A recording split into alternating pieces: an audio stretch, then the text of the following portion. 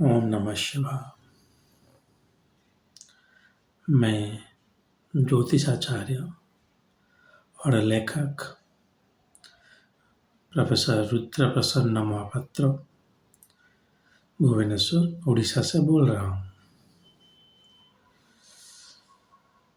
आज ऑफिशियली 2024 ख़त्म हो रहा है। जैसे कि मैं बोल चुका हूँ कि मैं ये अंग्रेजी नया साल को नहीं मानता हूँ, फिर भी जो ऑफिशियल रिकॉर्ड के हिसाब से 2024 आज ख़त्म हो रहा है। इस साल में मेरा जो वीडियो सबसे वायरल रहा, व्यूज बस 1000 के ऊपर। आप सोचेंगे कि 1000 में जो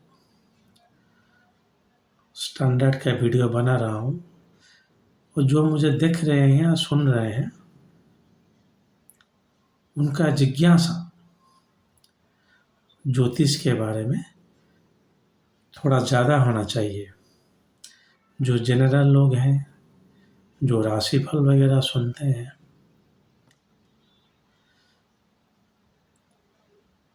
उनके लिए मैं वीडियो नहीं बनाता, जो कि आपको पता चल जाएगा। जो मेरा वीडियो सबसे ज़्यादा वायरल हुआ था अंग्रेजी में, उसको मैं हिंदी में बता दे रहा हूँ, क्योंकि मुझे पता है बार बार मेरे बोलने के बावजूद जो लोग हिंदी बोलते हैं, सुनते हैं, वो अंग्रेजी नहीं देखेंगे, ना ही समझ पाएंगे।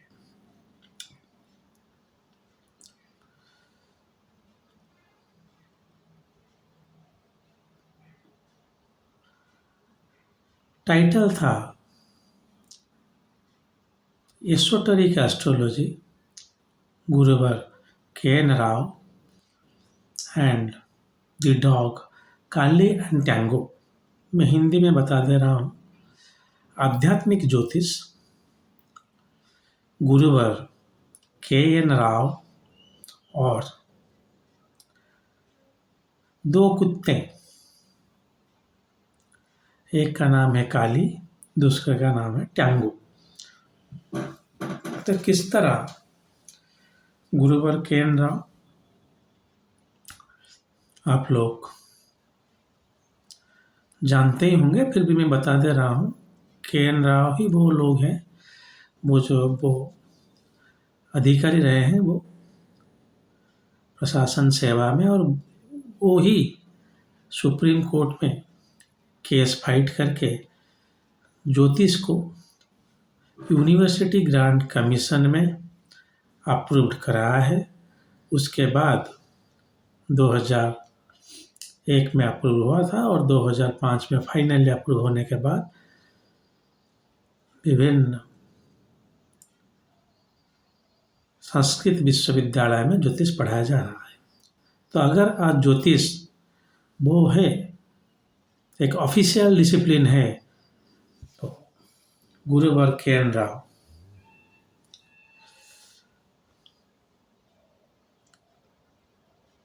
जिनको कि हम आज के दौर में ज्योतिष का भगवान ही मानना सही होगा।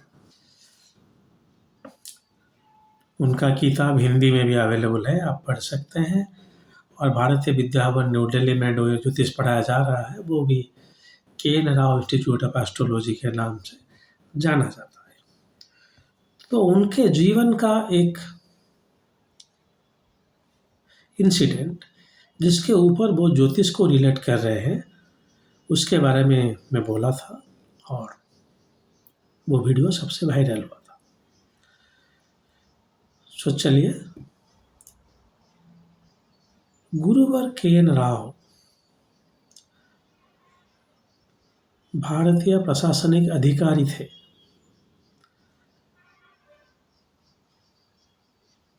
बहुत बड़ा नौकरी होता है, लेकिन उनका संसार नहीं है, आध्यात्मिक आदमी है। सो हर दिन जब वो दफ्तर के लिए निकलते थे, तब एक जोगी के आश्रम में जाके वहाँ पे गीता पढ़ते थे और उसके बाद दफ्तर जाते थे।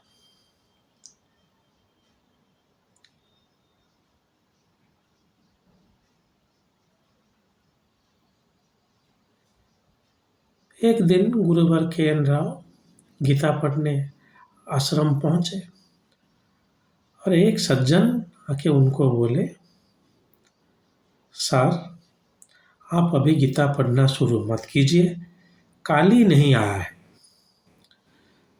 गुरुवर के एन राव ने बोले, काली कौन है? वो सज्जन बोले कि सर, आपने देखा नहीं, काली आता है हमेशा यहाँ पे। बोलते, हाँ चाहे देखा होगा। कौन है वो? ना, एक कुत्ता है जो कि काली है नाम उसका। आप जब आश्रम आके गीता पढ़ते हैं, वो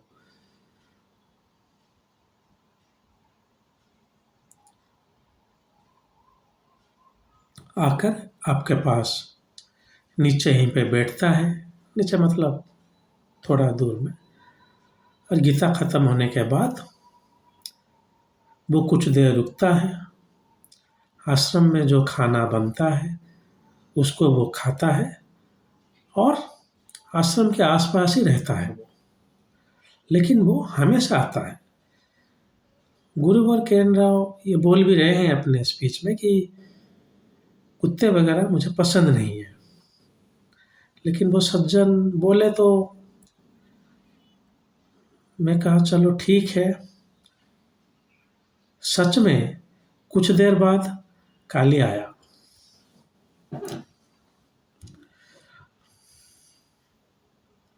और जहाँ पे वो गीता पढ़ते थे राव साहब, कुछ दूर में वो बैठ गया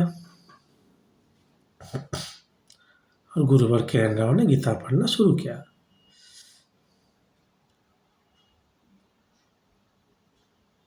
उसके बाद गुरुवर के एन राव को भी पता चल गया कि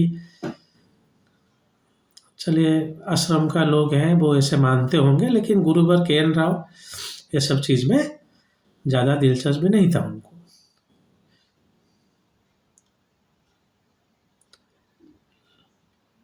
कि काली एक बहुत ही सात्विक कुत्ता है, वो कुछ इधर उधर करके नहीं खाता, आश्रम में खाता है, आश्रम के आसपास में रहता है। और ऐसे कुछ दिन चलने के बाद गुरुवर के एन राव साहब का वहाँ से ट्रांसफ़र हो गया किसी और जगह में, किसी और राज्य में शायद।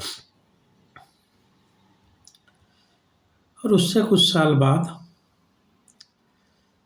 जब गुरुवर के एन राव अपने छोटे भाई के पास रह रहे थे, क्योंकि उनका तो संसार नहीं था, तो उनके पास रह रहे थे, तो उनका जो भतीजा था गुरुवर के एन राव का, वो एक कुत्ता खरीद के ले आया जिसका नाम था टैंगो।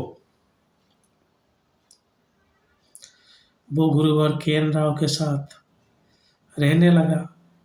जब के एन राव साहब ऐसे किसी का जातक देख रहे होते थे तो वो जाके के एन राव के साथ बैठ जाता था, और उस टाइम भी के एन राव साहब थोड़ा बहुत अटैचमेंट हो गया था उस कुत्ते के साथ। लेकिन अब टैंगो में भी ऐसे कुछ गुण दिखाई दे रहा था, जैसे कि जब गुरुवर के एन राव विष्णु सहस्त्रनाम जप करते थे तो टैंगो हमेशा पास में बैठकर सुनता था। वो भी काली की तरह बिल्कुल सात्विक खाना खाता था और वो कभी भी विष्णु सहस्त्रनाम सुनने का मौका नहीं गंवाएगा। जब भी विष्णु सहस्त्रनाम बोलना है वो आएगा, विष्णु सहस्त्रनाम सुनेगा और उसके बाद जैसे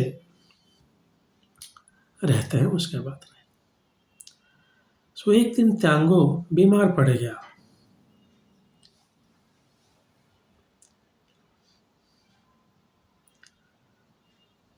सो डॉक्टर जी आए और वो बोले कि नहीं, अब तो ये नहीं बचेगा।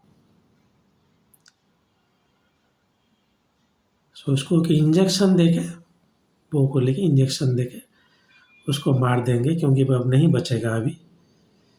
तो वो जैसे भी है, वो डॉक्टर का वो सलाह था।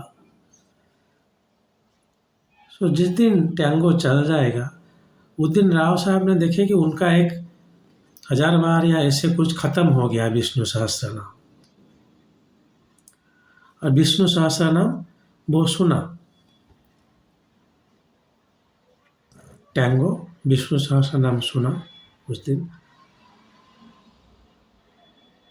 उसके बाद वो थोड़ा सात्विक भोजन किया और उसके बाद उसको इंजेक्शन दे दिया गया और वो मर गया। मैं आपको ये स्टोरी क्यों बता रहा हूँ, इसमें ज्योतिष कहाँ है? आप सोच रहे होंगे सर क्या ये गुरुवर केन राव, क्या ये काली टैंगो ऐसे बोल रहे हैं। अभी मैं मुद्दे पे आता हूँ। कुछ दिन के बाद जब गुरुवर केन राव आश्रम लौटते हैं, वो देखते हैं काली भी नहीं है, काली भी मर गया।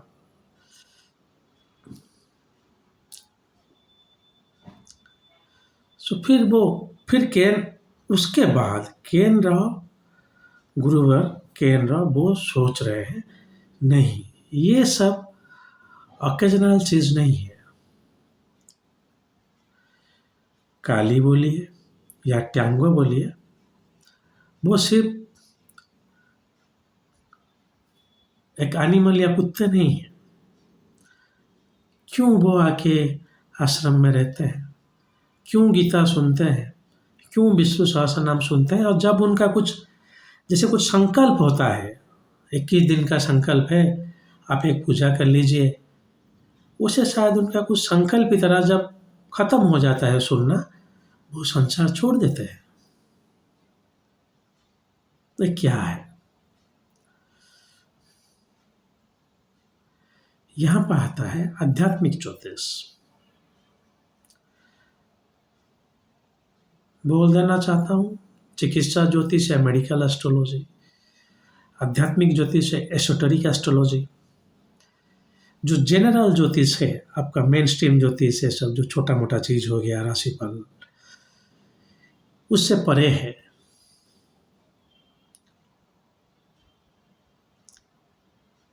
जहां पे वो दर्शाता है कि कब इसका मुक्ति होगा, ये सन्यास बन पाएंगे या नहीं, इनका तप बल कितना है। अगर यहाँ पे हम शुक्र को ज्यादा अच्छा मानते हैं तो आध्यात्मिक ज्योतिष में केतु, अगर इस ज्योतिष में हम राहु को अच्छा बोलेंगे तो आध्यात्मिक ज्योतिष में केतु, इस ज्योतिष में हम बृहस्पति को अच्छा बोलेंगे तो आध्यात्मिक ज्योतिष में शनि।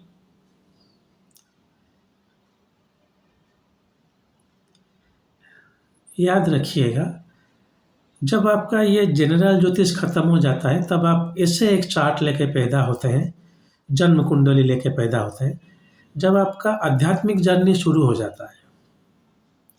अब देखेंगे किसी के जातक में, इसका जातक में अच्छा नहीं है, घर संसार नहीं है, घरवार नहीं है, इसका मतलब अब ये अब भगवान की तरफ चल जाएगा।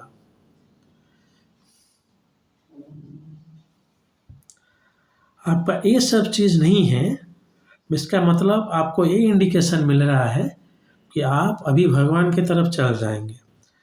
अगर माया खत्म हो ही जाएगा तभी आप सत्य की तरफ जा पाएंगे, और आपके जातक में कर्म दिखाएगा कि आपके माया इतना नहीं है जो संसार का माया है।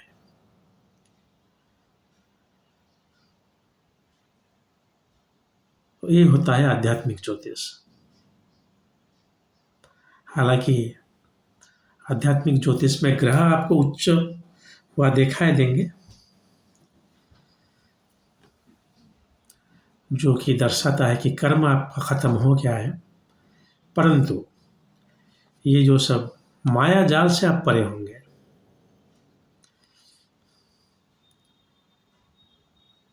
अब आता हूँ आध्यात्मिक ज्योतिष जो है, जब आप उस मार्ग में चले जाते हैं तो भगवान भी आपके लिए सोचते हैं। आप साधना कर रहे हैं, तपस्या कर रहे हैं और मोक्ष के पास हैं। मोक्ष यहाँ पे मैं बोल रहा हूँ आत्मा का मोक्ष, जैसे बोला जाता है मोक्ष इति मोक्ष।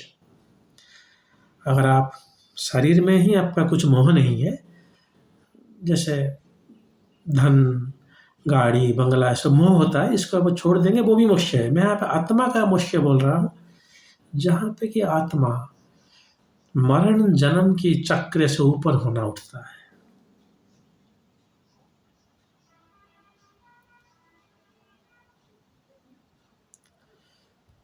सो ये है आध्यात्मिक ज्योतिष। जब ऐसे होता है, किसी भी कारणवश आपका मृत्यु हो जाता है,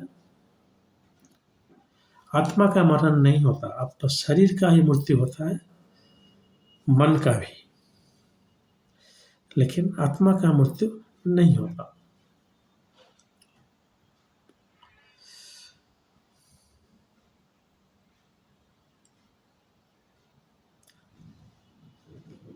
तब भी भगवान आपको सहायक होंगे कि कैसे आपको मुक्ति मिल जाए। तब जाके आप जन्म लेंगे, या काली या ट्यांगो होके। बहुत तपस्या किए हैं, बहुत साधना किए हैं, लेकिन थोड़ा कर्म रह गया है, तो आप आएंगे संसार में बस 2-3 साल के लिए, क्योंकि भगवान को पता है इस साल आपको मनुष्य जन्म का कोई ज़रूरत ही नहीं है, कुछ कर्म बचा ही नहीं है आपके पास, बस थोड़ा कर्म है, बस आप कर लीजिए, उसके बाद आप मोक्ष। वही थोड़ा कर्म करने के लिए कोई गीता तो पढ़ नहीं पाएगा, तो वो सुनता है, जैसे काली सुन रही थी, जैसे ट्यांगो विष्णु सहस्त्रनाम सुन रहा था, क्योंकि उसका जो पुण्य बल है थोड़ा वो बढ़ जाए और उसका मुक्ति हो जाए बस। इसलिए भगवान को उनको ऐसे जोनी में पैदा किया और ऐसा एनवायरनमेंट क्रिएट कर दिया। वही और एक कुत्ता वहीं पे अगर जंगल में होता और कहीं पे होगा तो वो नहीं कर पाएगा। पूरा भगवान सेट कर देंगे आपके लिए वो एनवायरनमेंट, जैसे आपका मोक्ष हो जाए। ये होता है पुण्य बल, ये होता है तप का बल, ये होता है आध्यात्मिक ज्योतिष। अगर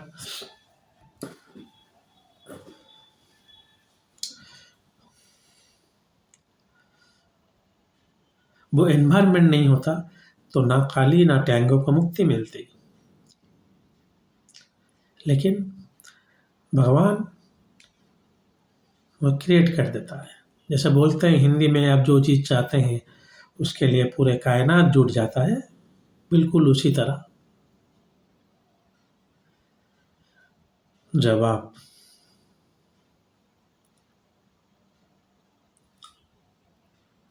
मुक्ति के पथ पर अग्रसर होते हैं तो भगवान भी आपका साथ नहीं छोड़ता, जो कि ये 2 कुत्ते जो हैं, जो गुरुवर के.एन. राव के जीवन में आए थे, वो दर्शाते हैं।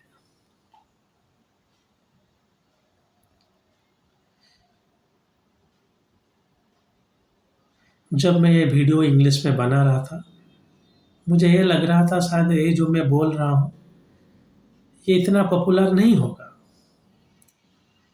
लेकिन धन्यवाद देता हूँ जो बेसिकली साउथ इंडिया में और दक्षिण भारत में, जहाँ पे बहुत सीरियस एस्ट्रोलॉजी होता है, ऐसे नहीं कि तुक्का वगैरह,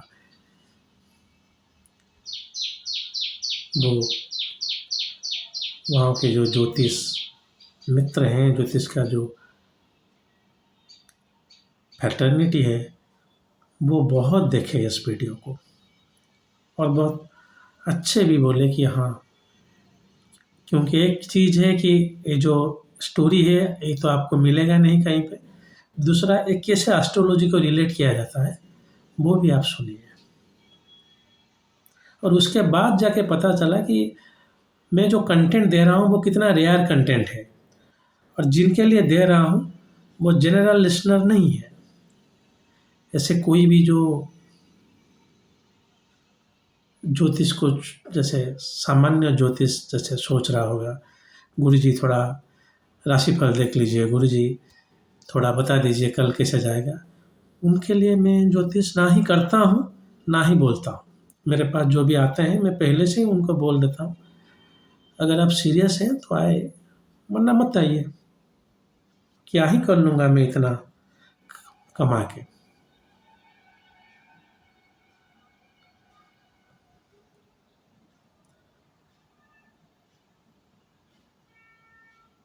तो आशा करता हूँ कि ये जो स्टोरी है आप एक स्पिरिचुअल आध्यात्मिक पर्सपेक्टिव से समझें,